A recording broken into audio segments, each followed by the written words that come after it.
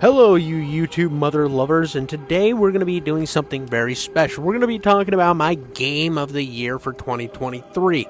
And happy 2024, everyone! I love to see you. I love that we're into another year and we're living high, living life, living great. And today we're talking about Robocop, Rogue City. Hell yeah, baby. This game was an absolute phenomenal experience. Now, if you don't know who Robocop is, he's a guy it was a show from the 80s, a movie, and it's about Alex Murphy. He gets blown to absolute smithereens. He gets pumped through with holes. He's got more holes than those people taking gangbangs on the orange and black site. He got tore up, and so they turned him into a robot, and there is Robocop. And it was a fantastic film. Really, kind of was a play on society. It was awesome. And there's even like things underground, deep on the interwebs, when you pull out and just look it up. There's even a thing where it might even tie into Terminator, which is kind of cool because these guys, the developers of this game, actually made a Terminator game too. Which was amazing. It got terrible ratings, but it was an amazing game. And last year, when everybody else was waiting on their Spider-Mans or their Starfields, which I haven't played either of those yet, I was waiting on this. This is the game I was excited for. This is the one that made my nipples hard. This one got my ball hairs to stand on edge. Once I saw the announcement for this and saw who was making it, I was going to be buying and playing this game. And I'm sure you're asking, well, why are you making the video now, King Jiffy Goats? Why didn't you make it when the game came out? Well, does you see, the thing is, I'm not like the lame-ass game awards that, for some reason, are before the actual year that they're doing ends. It makes no sense. It's never made any sense. You can look at the Oscars, the Grammys, the Golden Globes. They all take place at the first of the year, or the first part of the year, because they're looking back at the entirety of the last year. And the Game Awards have been like anywhere from 3 months before the end of the year to a month before the end of the year, and they always seem to miss something. And so this was my game of the year, and it's not just because this was a good Robocop game. No. You can make a good tie-in game. Hell, there's been good movie tie-in games. This game not only made a tie-in, but it also expanded on the story. And for me, that means more than just making a tie-in game. One of the greatest examples of this is the Chronicles of Riddick Butcher Bay. Now, if you haven't heard of that game, it came out on the Xbox original PlayStation 2 generation. It was made by the same people who make The Darkness. And it was phenomenal. It was the prequel to Pitch Black, which is a movie about like horror. Watch the movie Pitch Black, goddammit. Just go watch it. But it was a prequel to the movie. It wasn't trying to be Chronicles of Riddick or tie in. It wasn't trying to be a movie game. It was trying to be its own thing. It was trying to expand on the lore, expand on the storytelling from the movies by being actual canon to the stories themselves. And I think if you're going to be making a game based on a movie, do it like Robocop did it. Do it like Chronicles of Riddick did it. Because, like, when you see this scraggly homeless guy in the background, you'd be like, oh, well, he's just a scraggly homeless guy. I wouldn't throw $1 of pennies at him going 48 miles an hour. Well, I mean, normal people wouldn't do that, but I'm just saying you wouldn't, like, give homeless people money because they're probably just going to buy drugs with it, and I don't want to contribute to that. Buy them a sandwich or something. But you see that and you think, oh, well, it's just whatever. No, that's Pickles. Pickles matters to the story. He's important. He has fully, fleshed out character development. And it's about, he's changing as you're changing. Because everything in this game matters. Everything you do in this game creates the more of the narrative. And the story of this game itself ties into the first Robocop and the second Robocop. I think it skips the third Robocop, or it's before the third Robocop film. But it ties in. It's a part of the actual headcanon of this universe. And the way it does that is not just the storytelling, but it's the moment-to-moment action. Like right here, I'm investigating a prostitute who's murdered, right? It's just a side quest that doesn't seem like it actually matters, but you're investigating this prostitute and you're getting to use all of the different tools at Robocop's disposal because you actually feel like Robocop himself. All of these moments, you get to use the scanning and all this stuff. It's what's great about the Arkham Asylum when I played that. The detective portions were really cool because you kind of feel like how Batman actually feels. And this game really puts you boots on the ground, hydraulics in your knees, Robocop. And when you meet these goofy characters, these side quests and these, even some of the fetch quests, feel necessary to the overall narrative. They feel like they're pushing the story forward. And that's the problem I have with a lot of these other IP games. Is a lot of times they're just using the game's IP and not actually using the lore and the love of the character. And you can tell it's just they're doing whatever they want with the IP. Like this game, even in the side quest, like I'm saying, you feel like it's a Robocop side quest. It feels 100% natural to be in this world. Like the prostitute was just killed. The guy you arrest for it feels grimy and douchey and slimy. And he's doing a commercial for a sunscreen that actually eats your skin. It feels perfect and necessary to this world. And even though this doesn't matter, it's not like gonna push the it's not necessary to the story, it's just side material. It's perfect, and it has the humor and the vibes of Robocop. And the moment you put him in the cop car, you feel like you did justice. And another great example of this is one time I go to save this drug dealer. Yes, I'm saving a drug dealer. And it has two drug dealers. It has the angry drug dealer and then the reasonable drug dealer. And they're basically mad at this guy because he's undercutting their sales. And he's like, listen, man, I'm just trying to make a living. And they're like, yeah, we get that, but you're selling it cheaper than we can produce it. And I show up and just am like, you guys are all scumbags. I'm going to kill you all. So I do, because I'm fucking Robocop. And I murder the drug dealers because they're all pissed, except for the one that I'm there to save, the guy on the ledge. And I tell the guy on the ledge, like, hey, listen, the main guy's after you. You're screwed if you don't tell me what's going on. And the guy's like, well, he tried to call me on my laundry day, and I need my laundry day. It gives me peace. And I'm like, well, if you go to jail, I'll make sure you're on the laundry duty. And he's like, you're telling me you're going to, like, give me a free room, free meals, and I get to do laundry every day? That sounds like a dream. I want that in paper, goddammit. And that's the type of charm this game has, and that's the type of charm that was in the movies. It feels like this was a lost sequel to Robocop. Now, I don't know if you've seen the sequel to Robocop, but they're not great, right? They're okay. Even the remake was kind of hot garbage. It was a fine movie. It just didn't feel like a Robocop movie. But this game got all the original cast back, and when you're spending these moments with the original cast, it feels like a rebirth of that era. It feels like I finally get to step back into my childhood when I watched this movie way before I should. It feels like I'm watching the animated series again, but I'm getting to play it, and it was just like inner childhood was fucking unlocked. It was innocence at its grandest when I was playing this game. I couldn't put it down.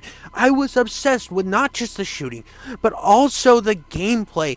In the story telling, in the fact that you can like have these different conversations and these different like relationships with characters, new or old. I mean, there's some new characters in this game. They're absolutely phenomenal, and it depends on the encounters you have with them and what type of relationship you want to build with them. Like I was saying about Pickles earlier. Pickles, you can just put him off as just some junkie informant, or you can actually try to better his life. And when it came to the actual characters of the game, it never tries to pull you away from being what you're here to be. Like, one of my biggest gripes with Spider-Man PlayStation 4 was they yanked me out of being Spider-Man to play as Mary Jane, and it was annoying, and it was cringe. And this game, Robocop has a female partner, and she's fantastic, she's badass, she's always there for you, no matter what type of crap's going down, when you're breaking down and losing your mind because a goddamn tractor ran you over. Now you're starting to glitch. Ann Lewis is there for you. She, like, wants to be at your side 24/7, and everything she does in the game is impactful. Everything that happens to her is impactful because she's important, and anything that happens to her happens to you, and you care about her. But the game never yanks you out of Robocop's hands so you can play as Ann Lewis. And that doesn't say that, like, oh, they couldn't make you play. I would play a game as Ann Lewis alongside Robocop. It probably wouldn't be, like, a great seller, but I would play it. But the fact of the matter is, it's not trying to make her some OP person that she never was. She's the exact same Ann Lewis we grew up with. She's the same character, and it's perfect. She's a perfect character, and you love her. You need her around. You care about her, and everything about her feels important. And like, when you're breaking down as Robocop in this game and glitching out and having these issues and having your memories flood back in, you feel those memories. It's powerful. It's impactful. And like when it comes to the game itself, most of the time your main gun is going to be your pistol, but there's tons of other variations and like other stuff you can pick up and run with. But like your gun play, it's always going to be the main gun because you're upgrading that gun alongside yourself. Not only are you creating the Robocop you want to be in this game, gameplay wise, you want to build it to how your gameplay style is, but you're also building the perfect gun for your gameplay style because it has its own little upgrade type thing. It's like you put in little chips and route the power to different things. It's cool. It's cool. And it's that type of care that these guys put into this game and put into the world. Like you just saw that club scene in like this part from the club here. It drips Robocop. You can tell they love this IP and they watch the movies to get info for this. They did this with their last game, Terminator Resistance, and the critics all shat on it. I mean, 55, and this game didn't even get that great critical reviews, like 70 something. And it pisses me off because I know Spider-Man got like a 2, got like a 9, and nothing looks interesting to me in that game because I didn't think that they did Spider-Man justice in the last game. Hell, I thought they were insulting to Miles Morales. If you would have just made a goddamn Into the Spider-Verse Miles Morales, peak. Absolutely great character development, super interesting character. Spider-Man's Miles Morales is goddamn Steve Urkel with web. And so I see the panning this game got from a AA developer where even the main villain feels like a main villain. You hate him, but you love him. And that's what you need out of a good main villain. You want to hate him. And like, this is a spoiler right here. And if you've gotten this deep into the video, I mean, this is 11 minutes. Most people click off in 5.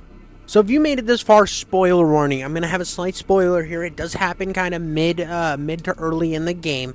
But one of the main things, you're going after this guy in the club because he has a tie to this main bad guy, and you need to know who this mysterious man is. And this douchebag, he has no time for him because he doesn't want to be out in the open. But he's menacing, but not in a way to where he's just hating. Like every time he's on screen, you just hate him and you're angry because there is being too far of a villain. No, he's perfect because when he's on screen, he has this presence, and you want to hate him. You want him there because he's your goal. He is your end point. And it all stems from this scene right now where he's got a lighter that puts that's bringing your memories back and making you malfunction. And so he has this thing over top of you, and he's this ominous figure because he's the one thing that can bring the Man of Iron down to his knees. And then he just takes everything from you, the one person that you care about. Now, she's not dead. It tells you right away she's in a hospital. But for that moment, you feel like you lost everything. Like everything was fucking taken from you. And that was impactful. That was more impactful than almost anything else in gaming that I have experienced. And even me talking about it, I don't think would fully, beat the experience, you know? Like, go play this game. Experience that for yourself, because I actually already had a feeling that they were going to do something to Anne because I think I heard it or saw it on Twitter, and it still was one of the most impactful scenes I'd ever been through. In these moments right here with the psychiatrist that you have throughout the game, they're interesting. You get to dive into the psychology of Robocop and then like her bias towards robots. It's interesting. Everything about it, it's like building lore, building character. And I don't see that in a lot of games, but this game sits at a 7 out of 10. That's bullshit. It's absolute crap.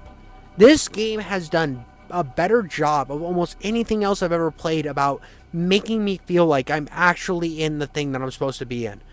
I mean, even like some of the cinematics, like that one right there where I'm breaching a door. I've seen that a million times, and you'll see that a million times in this game, but every time it was fucking cool. It was dick-hardening, fucking pussy-wet cool, dude. Like, I don't understand what these reviewers played.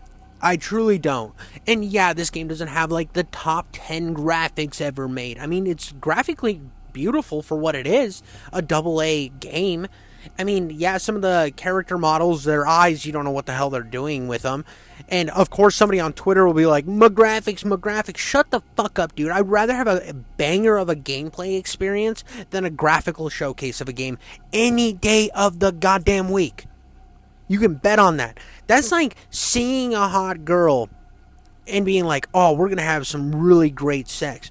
Or being like, oh, that's a hot girl. I'm just going to take her picture forever. Even if she wants to have sex with me, I only want to take her pictures. I want to look at the game. I don't want to experience it. Like, you're lame. You're lame. I mean, it goes the same with the way for you girls, because I got like a 6% woman fan base. You see a hot guy and you're like, wow, I bet he puts down some good dicking. And then you go and find out what that dicking feels like, and you're like, oh, that was great. What an experience. And then there's that other loser chick who's like, I just want to watch him. I just want to watch him. I don't want to ever go talk to him. I just want to watch him. Like, both of those stupid lame, that's how I feel when people talk about graphics. McGraphics. Shut the fuck up. Nobody cares. I don't care how graphically beautiful a game is if the gameplay doesn't fucking make me want to come. Because if the gameplay doesn't make me want to come, I don't fucking care, dude. I don't fucking care. Get it out of my sight. I want to play a game that makes me hard as shit.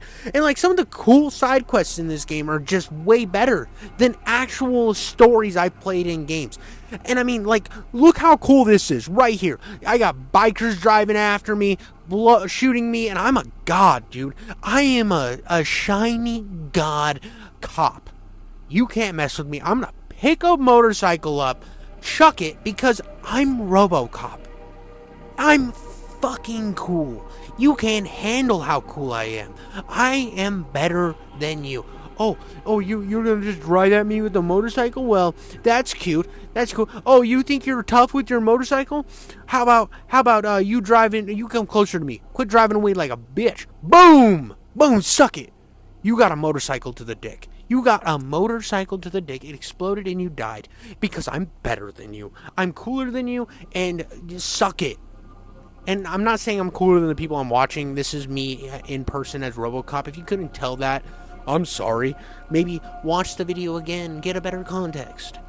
But it's cool, man. I know that I've just been gushing over this game, and I haven't had a lot of gripes with it, which is normally my thing. I complain about everything. But I try to do it with a funny way, and a lot of people think that I'm serious all the time. At the end of the day, this is video games. It's not that serious, bro. And if I'm going to be serious, I seriously love this game. I mean, like I was saying earlier about the guns, being able to model it after your playthrough, how everything in the game, your interactions add up to a better story in the end.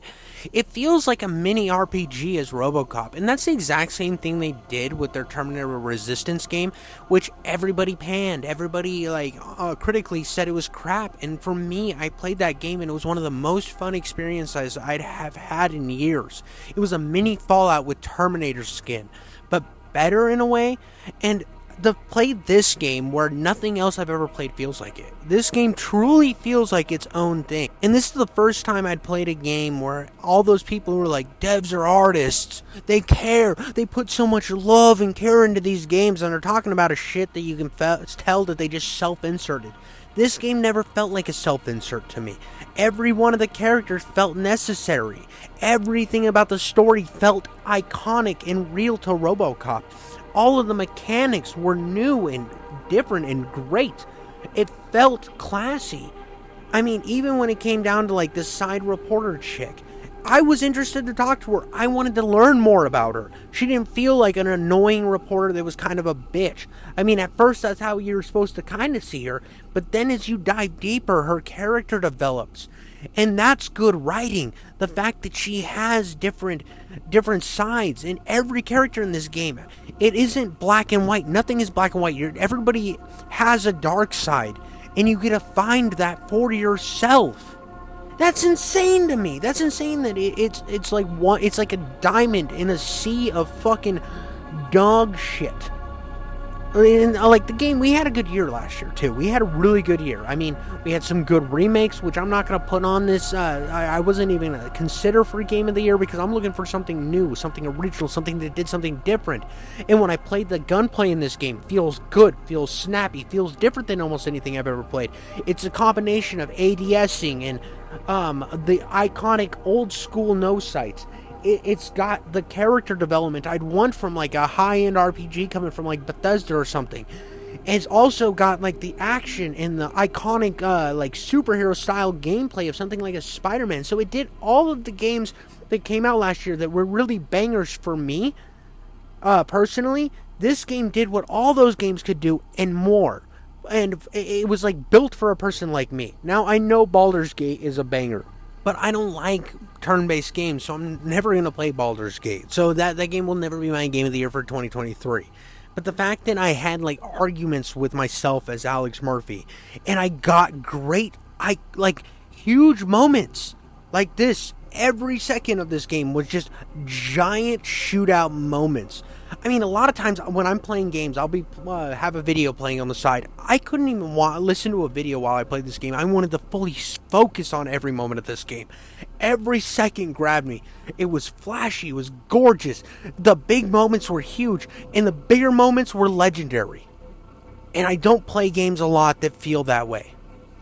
I made like 3 videos when at the time of making this video, like 3 games I'd finished, and the only one that came close was a game from the Xbox original, and that game couldn't even like compete with this. I still think this game is one of the best games I've played in a very, very long time. So if you are on the fence between getting this game, or you're looking through the PlayStation or Xbox store and you see it on sale at some time, pick it up. I beg of you to pick this game up. You will not regret it. This game is a wonderful experience. And if you're not even good at FPS games, right? Put this game on easy and just go balls to the fucking wall. I want you to go deeper than you've ever been before. And that's coming from somebody with a teeny weeny penis. I went so deep, they thought I was big. They were confused. And I played this game on normal, or I didn't play it on hard. I don't like playing games on hard. It's just not, it's not conducive of my time. But this game was amazing. And even some of the games that this year that I had, they opened my eyes to things that I'd never seen before, like Postal. And Postal was a janky-ass game. And this game had a very similar prison section to Postal, but better. It was more fun. More like, it felt like I was walking into a prison and not like a prison in a shitty Postal game. It literally, this game was the encompassment of my entire YouTube channel journey. Was every game I played was leading up to this greatness.